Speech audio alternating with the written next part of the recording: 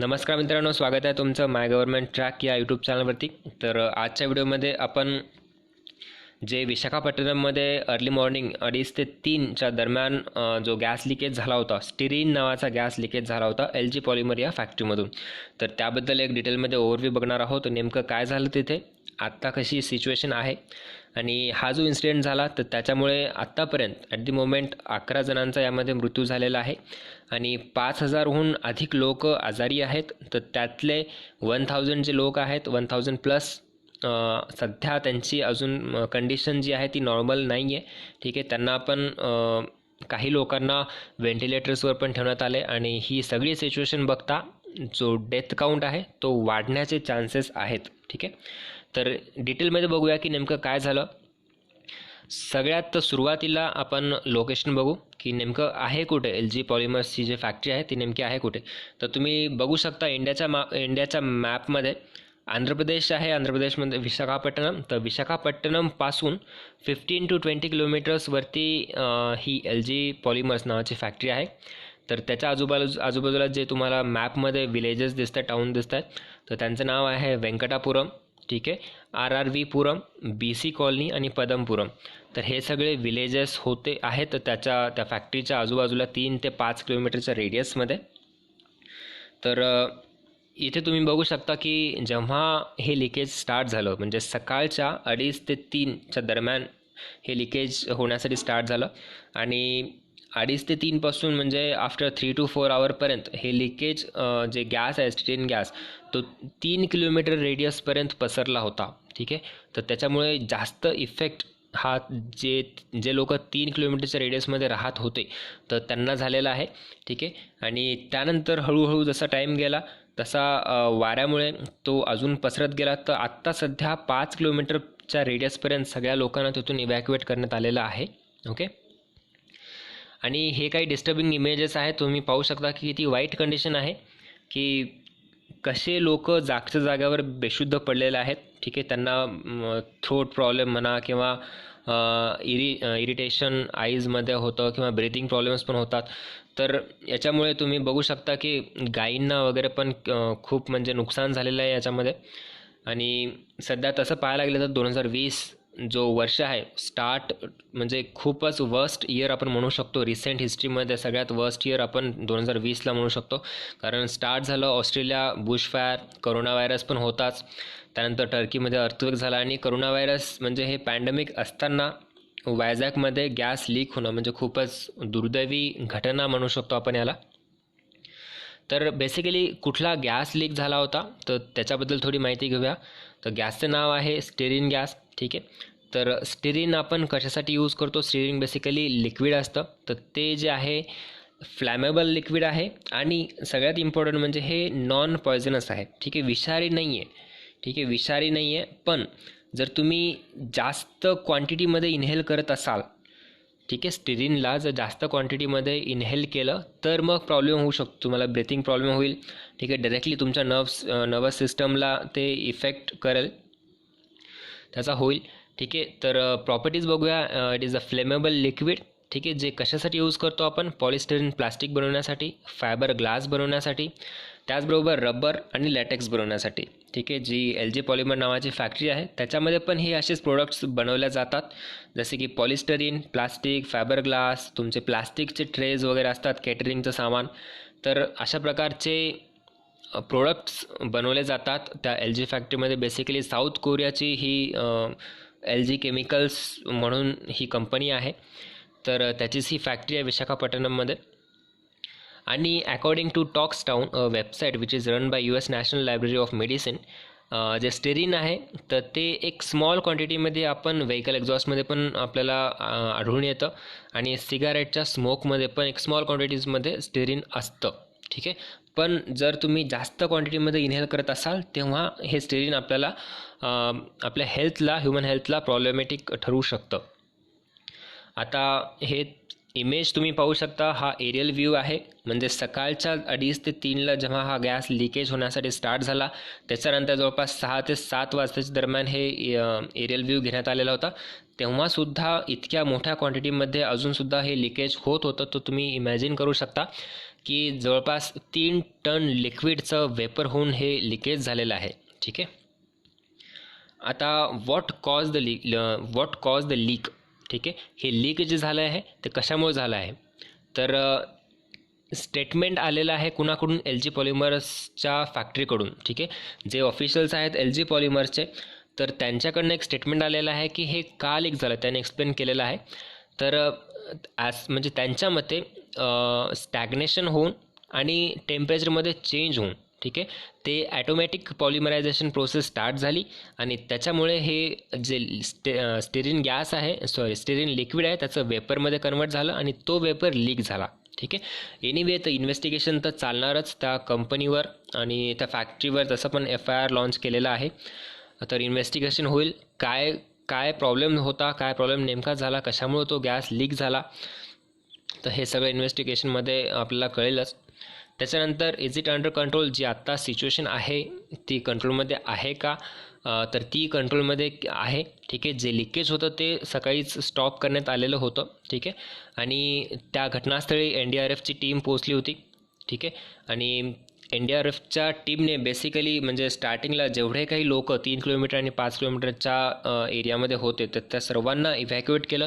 ठीक आहे. आणि त्यामध्ये पण सोर्सेस कोण असं कळतं आहे की खूप मुश्किल होतं हे इव्हॅक्युएट करणं, कारण लोक जेव्हा झोपले होते 2:30 ते 3 वाजता तेव्हा हा गॅस लिकेज झाला होता आणि लोकांना नकळत त्यांच्या श्वासासोबत तो गॅस त्यांच्या बॉडीमध्ये गेला आणि ते जाग्यावरच त्यांना नकळत ते बेशुद्ध पडले. ठीक आहे. तर मग घरातल्या घरात जेव्हा NDRFची टीम पोहोचली तेव्हा त्यांना त्यांचे डोअर्स तोडावे लागले, मग दार तोडून त्यांना तिथून इव्हॅक्युएट करावं लागलं. तर ही एवढी वाईट कंडिशन झाली आहे, जाग्यावर डायरेक्टली बेशुद्ध पडतात. तुम्ही व्हिडिओज वगैरे पण पाहिले असतील काही. ठीक आहे. तर आत्ता सध्या ही सिच्युएशन जी आहे ती अंडर कंट्रोल आहे आणि आत्तापर्यंत त्यामध्ये 11 जणांचा मृत्यू झालेला आहे आणि हे सिच्युएशन सगळं बघतात तर हा काउंट अजून वाढण्याची शक्यता आहे. ओके. तर बेसिकली आपल्याकडे 2 टीम्स असतात. असे काही इन्सिडेंट होतील तर हे मॅनेज करण्यासाठी, हे हँडल करण्यासाठी. तर पहिली म्हणजे कुठली, NDRF टीम. तर NDRF ही एक स्पेशल फोर्स आहे आणि ती कशाच्या अंडर येते, NDMAच्या. ठीक आहे. तर NDMA म्हणजे काय, नॅशनल डिझास्टर मॅनेजमेंट ऑथॉरिटी. तुम्ही बघू शकता तर NDRFचे चेअरमॅन डायरेक्टली असतात प्राईम मिनिस्टर. ठीक आहे. प्राईम मिनिस्टरच्या अंडरमध्ये NDMA येतं, नॅशनल डिझास्टर मॅनेजमेंट ऑथॉरिटी, आणि त्याच्याकडनं ही NDRF फोर्सेस जे आहेत तर ते एखाद्या म्हणजे घटनास्थळी डिप्लॉय केले जातात, जे एखाद्या काही डिझास्टर झाला कुठे तर. ठीक आहे. आणि बघू शकता तुम्ही की NDRFने किती फास्ट आणि किती लवकर त्यांनी ही सिच्युएशन हँडल केलेली आहे आणि अंडर कंट्रोलमध्ये सगळं आणलेलं आहे. ठीक आहे. तर हे काही बघू शकता तुम्ही की फॅक्टरीमधले जे काही लोक होते, ठीक आहे, कारण ऑब्वियसली सध्या लॉकडाऊन 3 चालू आहे, तर त्याच्यामुळे फॅक्टरीने रूल्स रेग्युलेशन फॉलो केले होते. असं म्हणतात की 33% जे वर्कर्स होते तेवढेच फॅक्टरीमध्ये अवेलेबल होते त्या टाईमला, आणि त्या 33% जे होतं तर त्यांना इव्हॅक्युएट करण्याचं काम पण हे NDRFने केलेलं आहे. तर इथं तुम्ही बघू शकता की जे बेशुद्ध अवस्थेमध्ये लोकांना त्यांनी आपल्या खांद्यावरती घेऊन हॉस्पिटलपर्यंत पोहोचवलेलं आहे.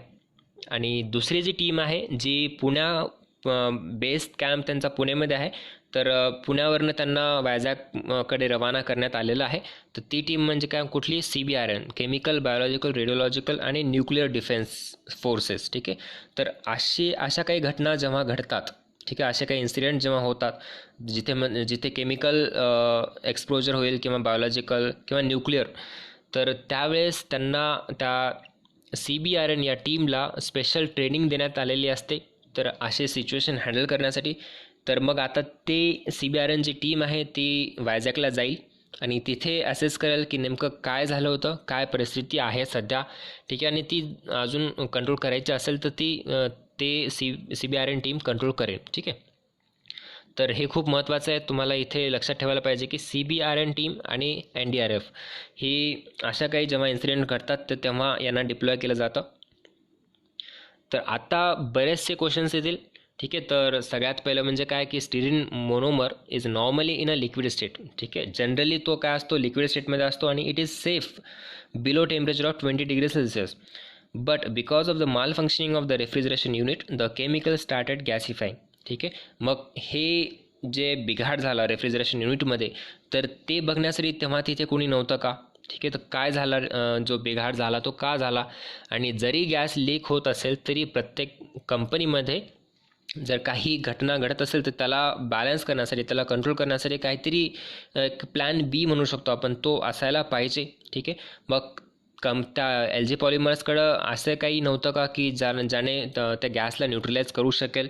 ठीक आहे, तर बरेचसे क्वेश्चन्स असतात. See how the gas leaked and why the neutraliser at the plant did not prove effective in containing the leak will be all investigated. हे सगळं जे आहे त्याचं इन्व्हेस्टिगेशन होणार.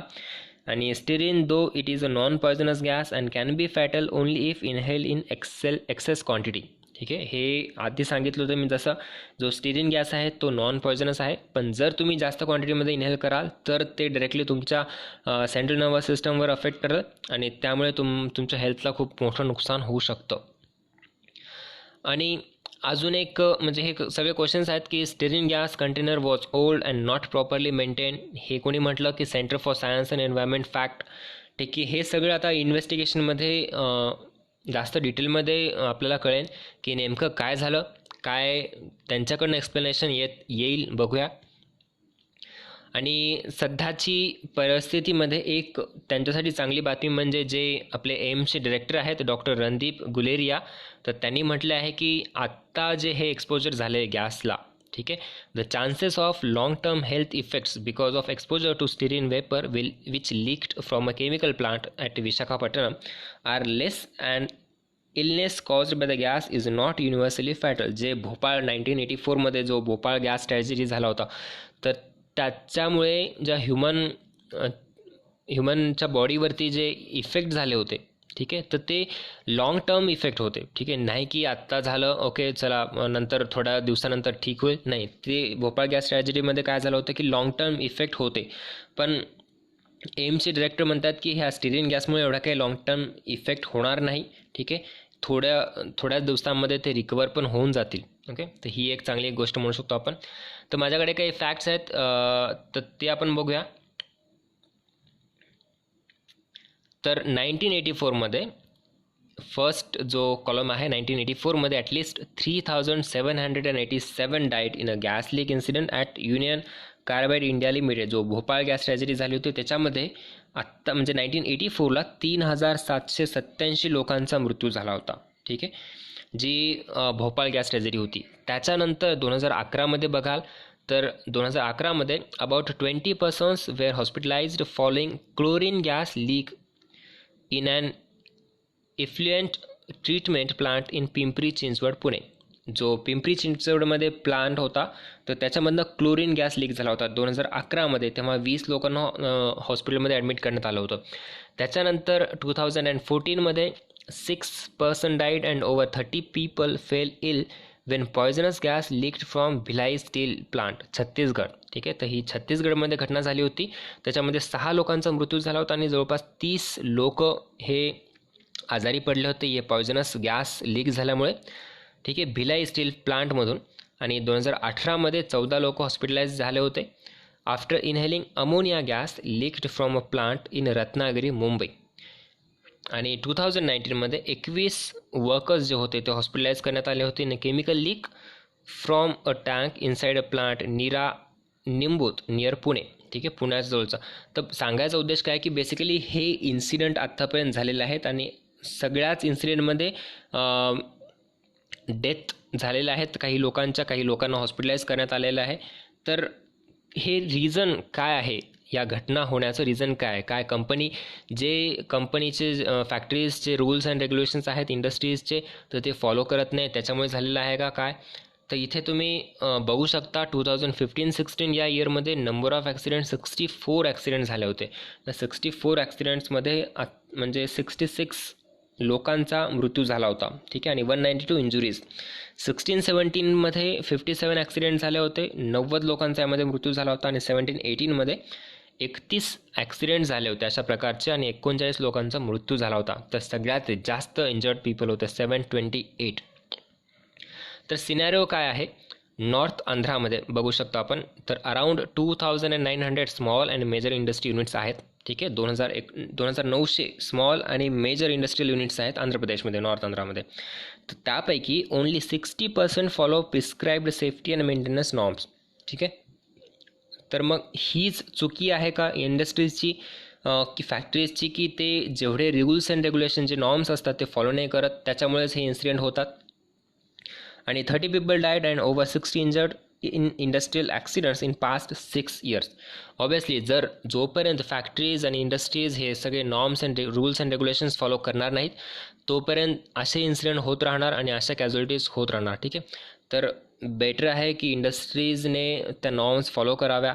ठीक आहे, आणि आपल्या घराच्या, आपण जिथे राहतो सपोज, तर आपल्या आजूबाजूच्या एरियामध्ये किंवा 5 किलोमीटर रेडियसमध्ये जर अशी कुठली फॅक्टरी असेल, बाय चान्स होऊ नये इन फ्युचर, पण जर काही अशी घटना घडली, असा काही इन्सिडेंट झाला, तर त्यापासनं आपण स्वतःचं रक्षण कसं करावं आणि दुसऱ्यांना कसं वाचवावं त्याबद्दल पण थोडी आपल्याला माहिती मिळू शकते, जो आजचा इन्सिडेंट झाला त्यावरून. ठीक आहे, जसं की ओला कपडा आपण मास्क म्हणून वापरू शकतो. ठीक आहे, जर आईजमध्ये इरिटेशन होत असेल तर तुम्हाला काय करायचं आहे की पाण्याने स्वतःचे डोळे, स्वतःचं तोंड धुवायचं आहे. ठीक आहे, साबण लावून पाण्याने, ओल्या कपड्याने तोंड धुवायचं आहे. आणि जर ब्रिथिंग प्रॉब्लेम होत असेल तर डायरेक्टली हॉस्पिटलमध्ये जायचं आणि ट्रीटमेंट घ्यायची.